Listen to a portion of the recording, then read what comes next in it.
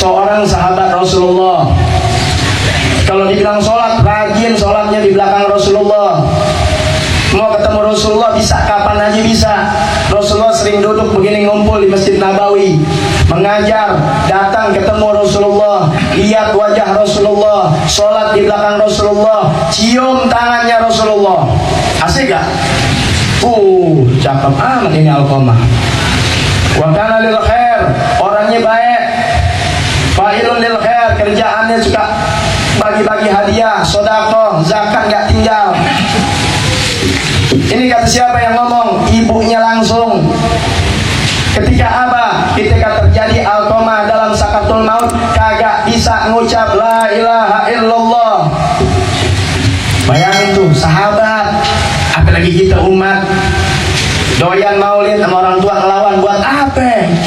Ini Alqamah, lihat Rasulullah, berjabat tangan dengan Rasulullah. Selawat sih udah jago nih sahabat. Tapi satu, kata ibunya, dia utamakan istrinya daripada bapaknya. Dia lupakan istrinya daripada aku, emaknya. Kalau udah ngomongin istri aja emaknya dilupain. Yang dulu emak diciumin kanan kiri, sekarang bini aja disosor. Aku ditinggalkan, aku sakit hati ya Rasulullah. Ini ketika ada laporan bahwasanya Alqamah mau meninggal, nggak bisa. Sakatul maut ditalkinin la ilaha illallah, nggak bisa. Rasulullah datang yang talkinin orang yang paling mulia di muka bumi, bahkan makhluk yang paling Allah cintai, Rasulullah sallallahu alaihi wasallam. Langsung di kuping Alqamah, la ilaha illallah. Apa kata Alqamah? Antik, saya nggak bisa ngucap. Dia kagak bisa ngucap la ilaha illallah. Yang talkinin bukan Habib, yang talkinin bukan ajengan kiai, yang talkinin Rasulullah. La ilaha illallah.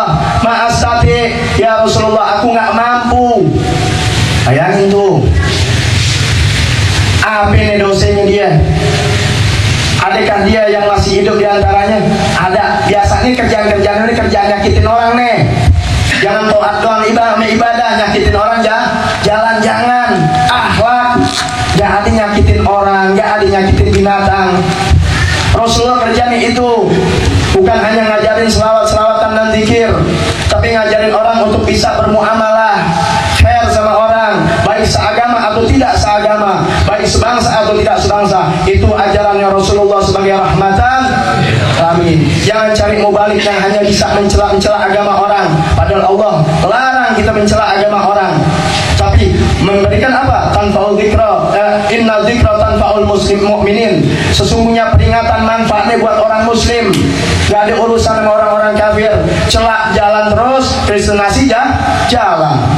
Kita benahi diri kita sendiri, kita benahi umat Islam sendiri agar tidak tergelincir dalam jurang kenistaan.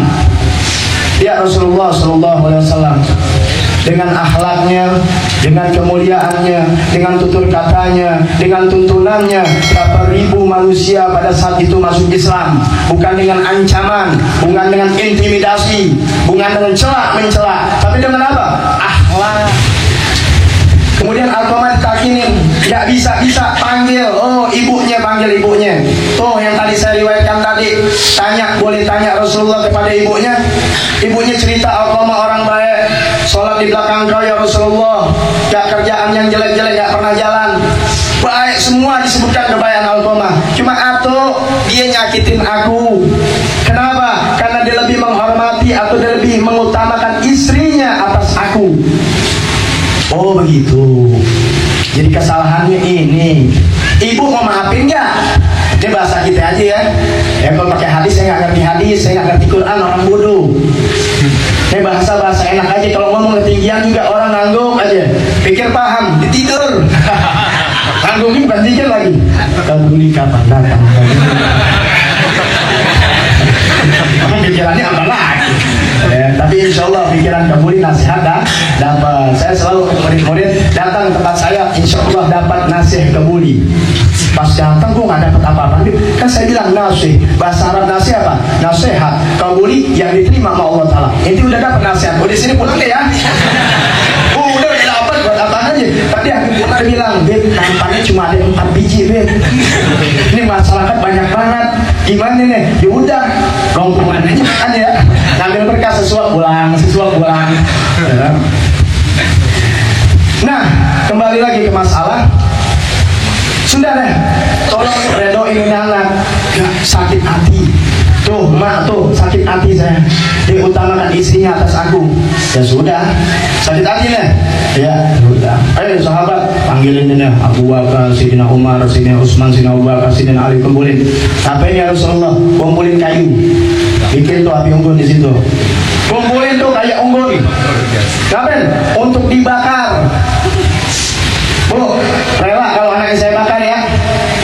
Tuh ibu yang namanya darah daging biar kesal, tapi kalau lihat anaknya celaka gimana? Tuh, lihat kalau anak sekarang kan ngecengnya jago tuh gak ngeceng. Tahu ngeceng? Nampang. Muda 17, 18 tahun nampang deh, perempuan ada kan di belakang. Oh, susah saya kalau ceramah ada perawan ini gak enak. Wajar, gak enak masih nasihat. Perempuan perlu dinasihati. Majelis taklim menjamur anak muda. Perempuan mana? Padahal yang lebih rusak adalah perempuan. Hancurnya negara karena hancurnya perempuan. Baiknya negara karena baiknya perempuan. Kalau emaknya udah bejat, gimana anaknya nanti? Al-ummah dosatul ula. Orang lebih fokus kepada laki, kita kepada perempuan. Cuma bahasa kita begini, orang nanti kotor biarin dah.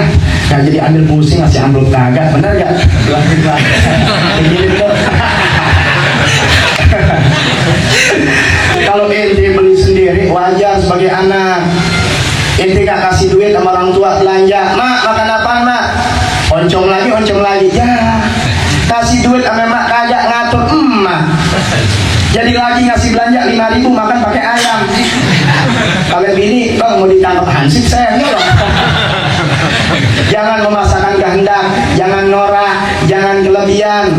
Qanaah sifat Rasulullah. Jangan pandai memuji tapi tidak pandai berbuat.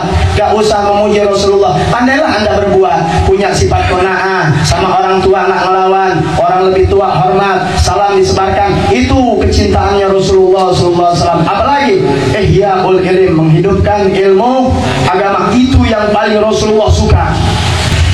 Seorang ibu nggak tegaan tuh. Tapi kalau anak tegaan nggak memang? Tegaan. Oh, kalau pepatah Betawi mengatakan bapak kaya, anak naik kereta. Tuh, anak kaya, bapak diperintah. Pak, ambilin itu pak. Kaya aja dikit deh. Gak mau ngurusin mak bapaknya, taruh di panti asuhan. Begitu kau umat Islam. Lu kecil yang cebokin siapa? Ibu lu lagi makan nih. Saya bisa bicara karena saya udah jadi orang tua. Enak-enak lagi makan. Emaknya kalau nggak bapaknya itu bekas tai, dia disibukkan makan lagi. Kita bisa begitu memang kita. Kemudian sang ibu, ya, bagaimana juga itu buah hati. Itu orang tua tuh. Yang saya tadi bilang kalau anak aja tega sama orang tua. Orang tua sakit kita tinggal. Tapi kalau anak sakit, orang tua Allahu Akbar ngurusin banget. Tuh, Habib yang punya anak kecil, kalau sakit gak bisa tidur ya, Tuhan. Oh, gak bisa tidur.